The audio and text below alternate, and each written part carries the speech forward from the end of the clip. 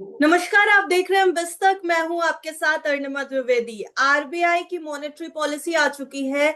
RBI governor Sanjay Malhotra ने एक बहुत बड़ा ऐलान किया है। देखिए, रेट कट की उम्मीद पूरा देश लगा के बैठा था, शेयर बाजार लगा के बैठा था, आम इंसान लगा के बैठा था, लेकिन रेट कट जो हुआ है वो 50 बेसिस पॉइंट से हो गया है। और ये जंबो रेट कट एक सरप्राइज की तरीके से आया है। अब ये सरप्राइज एक अच्छा सरप्राइज जरूर बन के आया है, लेकिन हमारे आपके लिए कितना बेनिफिट लेकर के आया है, किस तरह का बेनिफिट लेकर के आया है, ये सब कुछ आज के शो में हम डिस्कस करेंगे। रियल स्टेट से रिलेटेड बातें करेंगे हम आज, क्योंकि हमारे और आपके जहन में इस समय घर खरीदने को लेकर के कई तरह के सवाल हैं, होम लोन्स को लेकर के कई तरह के सवाल हैं, प्रॉपर्टीज को लेकर के लगातार खबरें सामने आ रही हैं। तो इसलिए आज का ये डिस्कशन आरबीआई की मॉनेटरी पॉलिसी के बाद बेहद अहम हो जाता है। आपके और हमारे सपनों के घर से जुड़े हुए कुछ सवाल आज हम इस शो में करने जा रहे हैं, और इन सवालों को एड्रेस करने के लिए एक बेहद ही खास मेहमान हमारे साथ यहाँ पर मौजूद है। हमारे साथ इस समय अमन शर्मा जी मौजूद है, managing director and founder of Arise group. Sir नमस्कार, बहुत स्वागत है आपका बिस्तक पे। नमस्कार जी। Thank you. अमन शर्मा जी, सबसे पहला सवाल तो मेरा आरबीआई के रेट कट से रिलेटेड ही होगा। कैसा लग रहा है ये रेट कट जो आरबीआई गवर्नर संजय मल्होत्रा ने अनाउंस किया? तो अमन जी, सबसे पहला सवाल मेरा आरबीआई के रेट कट से रिलेटेड होगा आपके लिए। सर, सरप्राइज की तरह आया है रियल स्टेट के लिए भी ये रेट कट। 50 बेसिस पॉइंट एक बड़ी अनाउंसमेंट है गवर्नर संजय मल्होत्रा की तरफ जी से। बिल्कुल, it is a welcome statement for the industry, for the real estate industry. It's a welcome thing. We were expecting कि 25 बेसिस पॉइंट आएगा, बट हम्म। इन्होंने 50 का करा है। It's a bold move and it's a clear indicator to bring more liquidity in the market and overall to create demand and growth की तरफ जा रहे हैं हम। I think this is a very clear indicator from the RBI। जी, demand और growth की तरफ जा रहे हैं, ये इंडिकेशन तो दे दिया आरबीआई ने सर, लेकिन ओवरऑल डिमांड एंड ग्रोथ की तरफ हम बढ़ तो रहे हैं। रियल स्टेट में इसका क्या असर देखने को मिलेगा? 50 बेसिस पॉइंट की कटौती का तेजी आती दिख रही है इस रेट कट के बाद। I think it will bring a good boost to both the residential segment and the commercial segment। Residential segment में होम लोन्स सस्ते होंगे, जी। डेफिनेटली इसका इफेक्ट पास ऑन करेंगे बैंक्स एंड हम्म। उससे लिक्विडिटी होगी। जो हम्म। फेंस पे हैं, जिन्होंने घर का सोच रखा था कि हम्म। वो डिसीजन मेकिंग उनकी फास्ट हो जाएगी एंड उससे again real estate, if purchasers बढ़ते हैं, उनके डिसीजंस क्लियर होते हैं, तो मार्केट में डिमांड बढ़ती है। सो जी। उससे डेवलपर्स को भी फायदा है। आज डेवलपर्स के पॉइंट ऑफ व्यू से भी लिक्विडिटी आने से हम्म। प्रोजेक्ट टाइमलाइंस बेटर हो जाती हैं, प्रोजेक्ट जल्दी खत्म होते हैं, which is overall very good for the industry. Even commercial में भी आज की डेट में अगर जो कमर्शियल प्रोजेक्ट्स भी चल रहे हैं डेवलपर्स के पॉइंट ऑफ व्यू से, with the enhanced liquidity, hmm. The projects की टाइमलाइन अच्छी हो जाएंगी, कंप्लीट जल्दी होंगे। Hmm. I mean it is all leading towards demand and growth. I think the bank is RBI, जो बैंक है उन्होंने ये सोचा है और हमारी फिस्कल हेल्थ को और इम्प्रूव करने का, that is hmm. The aim. It's quite a welcome move. जी। सर, इस समय एक डिबेट है अफोर्डेबल वर्सेस लग्जरी अपार्टमेंट्स को लेकर के। लग्जरी रियल स्टेट में जो हमारी प्रॉपर्टीज हैं उसमें अफोर्डेबल प्रॉपर्टीज और लग्जरी प्रॉपर्टीज के बीच में एक कंपटीशन सा हाल के समय में देखा गया है।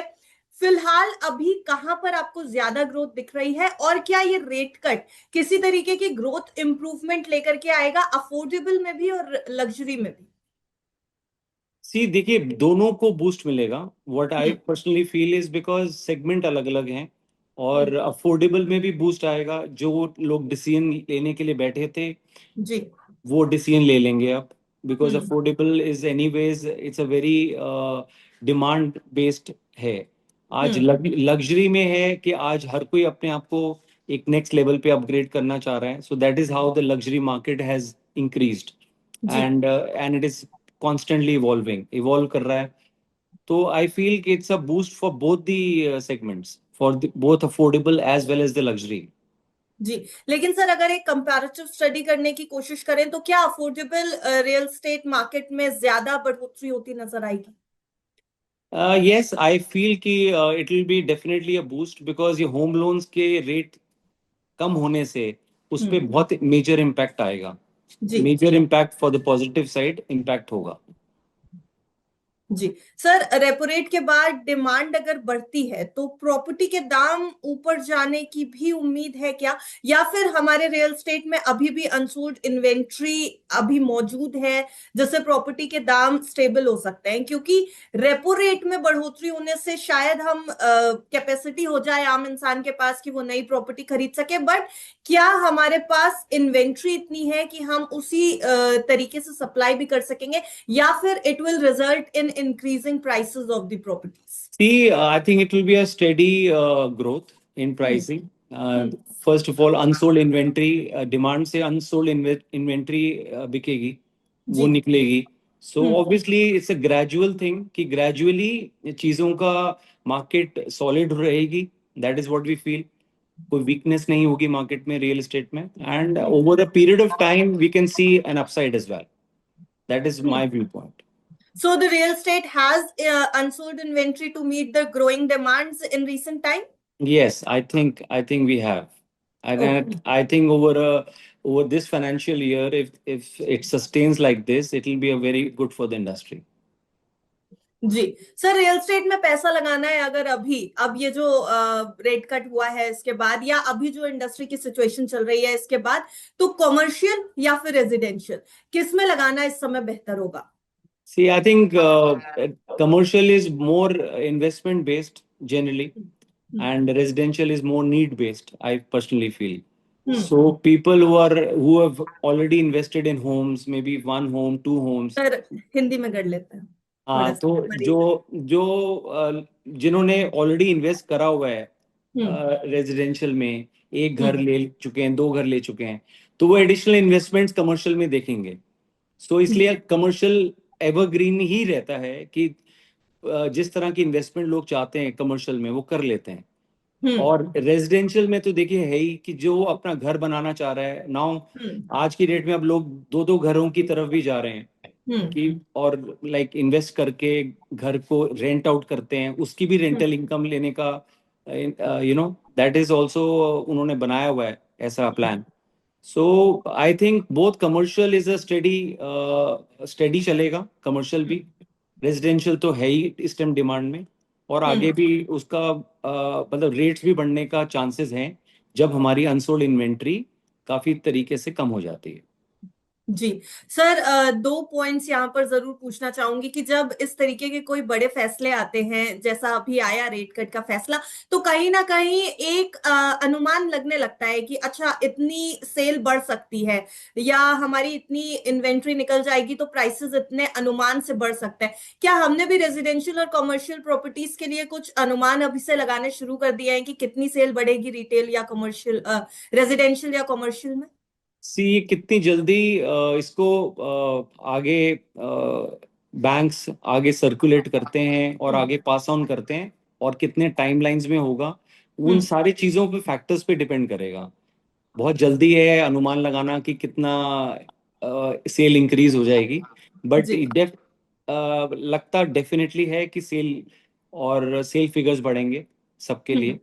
और मतलब पूरी मार्केट में एक थोड़ी सी तेजी का माहौल रहेगा, ट्रांजैक्शंस होंगी. जी। और कितनी जल्दी बैंक्स इस जो आज अनाउंस हुआ है उसकी फॉर्मुलेट करके उसको हम्म। आगे कंज्यूमर्स को कितनी जल्दी पास ऑन करते हैं, हम्म। कितना पास ऑन करते हैं, ऑल दोज हम्म। फैक्टर्स, ये सारी चीज़ों का बहुत फर्क पड़ेगा. सो आज एक इंस्टेंटली बहुत अनुमान लगाना मुश्किल है कि जी। कितना फर्क, बट डेफिनेटली अपसाइड रहेगा, ये तो पक्का हम्म। है. और अगर हमारी अनसोल्ड इन्वेंट्री जैसे जैसे खत्म होती है और डिमांड इंक्रीज करती है, तो लगभग कितना प्रॉपर्टी इंक्रीज कर सकती है? अभी इसका भी अनुमान लगाया गया है, या फिर अभी इसके लिए भी वेट करेंगे? थोड़ा वेट करना ही बेहतर है. आई थिंक इट जी। इज बहुत जल्दी इतनी अनुमान नहीं लगा सकते रियल एस्टेट मार्केट में है कि, बट इसका ये डेफिनेटली आज कह सकते हैं कि ये आज की अनाउंसमेंट के बाद हम्म। मार्केट के जो नेक्स्ट 3 या 4 इस फाइनेंशियल ईयर में हम्म। मार्केट के लिए बहुत अच्छी न्यूज़ है. And hmm. मार्केट इससे हर तरह से बेनिफिट करेगी, हम्म। कंज्यूमर्स भी बेनिफिट करेंगे, रियल एस्टेट डेवलपर्स भी बेनिफिट करेंगे. So it hmm. Is a very welcome move, और इसका इफेक्ट अच्छा ही रहेगा. जी। ओ, एक आखिरी सवाल जरूर जी लेना चाहूंगी सर। हम घर खरीदने और बेचने की बातें तो करने लगे, लेकिन एक बहुत बड़ा तबका है जो अभी भी किराए पे रहता है, जो जी रेंटल घरों में रहता है। और रेंटल प्रॉपर्टीज जो है, हाल ही में कुछ रिपोर्ट्स अगर देखा जाए तो बहुत तेजी से मुंबई, दिल्ली, एनसीआर, बैंगलोर ऐसे शहरों में रेंटल प्रॉपर्टीज के भी रेंट्स काफी इंक्रीज हुए हैं वहां पर। तो अभी क्या इसका असर रेंटल प्रॉपर्टीज पे भी पड़ता नजर आएगा? दिल्ली, एनसीआर, पुणे, बैंगलोर, कहां पर इस समय ज्यादा तेजी से रेंट्स बढ़ते नजर आएंगे? सी, जो ऑलरेडी मार्केट्स जो आपने अभी नाम लिए हैं, सारी जगह पे ही इफेक्ट आएगा. ऐसा नहीं है कि एक कोई अलग सिटी में ज्यादा फर्क पड़ेगा. आई थिंक हर हम्म। जगह में फर्क पड़ेगा. बट पर्सनली मुझे लगता है कि इस टाइम पे बहुत सारे लोग जो रेंटेड हाउस में रहते हैं, हम्म। वो प्रॉपर्टी, रेजिडेंशियल प्रॉपर्टी, घर में इन्वेस्ट करने का डिसीजन लेंगे. हम्म। और उससे सेल बढ़ने के चांसेस बहुत ज्यादा हैं, जैसे मैंने पहले भी कहा. जी। एंड आई थिंक रेंटल्स वगैरह भी मार्केट स्टडी रहेगी, उसमें तो कुछ ऐसा नहीं है कि कोई रेंटल्स में गिराव आ जाएगा, क्योंकि हम्म। हर आदमी अपग्रेड कर रहा है. जो रेंट पे रह रहा है 2 साल से 3 साल से, वो घर लेगा तो कोई और रेंट पे हम्म। आ जाएगा. सो वो मार्केट भी स्टेबलाइज रहेगी. जी, मार्केट स्टेबलाइज है। पर सर, क्या ऐसा लग रहा है कि पुणे और बैंगलोर जैसे शहरों में ज्यादा रेंटल इनकम्स के बढ़ोतरी होने के चांसेस है कंपैरिजन टू दिल्ली, एनसीआर? थोड़ा सा मूवमेंट ज्यादा हुआ है उधर के शहरों में? आई थिंक हुआ है, लेकिन दिल्ली एनसीआर में भी बहुत अच्छा मूवमेंट हुआ है. आई थिंक हम्म। अगर आप नंबर्स देखें तो मोरलेस नंबर्स में बहुत ज्यादा अंतर नहीं है दोनों में. तो जी। दिल्ली एनसीआर में भी सेम नंबर्स ही हैं. सो हम्म। ग्रोथ है वहां भी, उधर भी बहुत अच्छी ग्रोथ हुई है, इधर भी बहुत अच्छी ग्रोथ है. सो आई थिंक वी एंटिसिपेट कि हम करते हैं कि दोनों जगह पे एक ही तरह का मतलब बढ़ोतरी आनी चाहिए. जी। तो यानी रियल स्टेट को भी इससे अच्छा खासा फायदा होता नजर आ रहा है शर्मा जी जी। जी. और रियल स्टेट वेलकम कर रहा है, थम्स अप दे रहा है आरबीआई पॉलिसी को? यस, डेफिनेटली जी, it's a big thumbs up जी। पॉलिसी के लिए, एंड वेलकम पॉलिसी है. And hmm. आई थिंक इससे इंडस्ट्री को बहुत ही फायदा होने वाला है आगे वाले आने वाले टाइम में. जी। यानी RBI policy in real estate industry के लिए भी अभी तो बहुत ही अच्छा सरप्राइज मान करके चल रहे हैं, वो लेकर के आई है। अमन शर्मा जी ने हमारे साथ आपसे जुड़े आपके मन के सवालों के जवाब दिए हैं, क्योंकि घर खरीदना हर किसी का सपना होता है इस समय में, और जो रेंट पे रह रहे हैं उनके लिए भी एक बड़ी राहत होगी अगर वो इस तरीके के सपने देख रहे हैं और उनके लिए एक अफोर्डेबल हाउस कम दाम में, कम होम लोन के साथ मिल पाए। इसलिए ये सवाल जो थे वो आप ही से जुड़े हुए थे। आपको हमारा ये एपिसोड कैसा लगा है हमें कमेंट सेक्शन में बताइएगा जरूर। और इसके साथ साथ अमन शर्मा जी, आपका भी बहुत शुक्रिया हमारे साथ जुड़ने के लिए। धन्यवाद.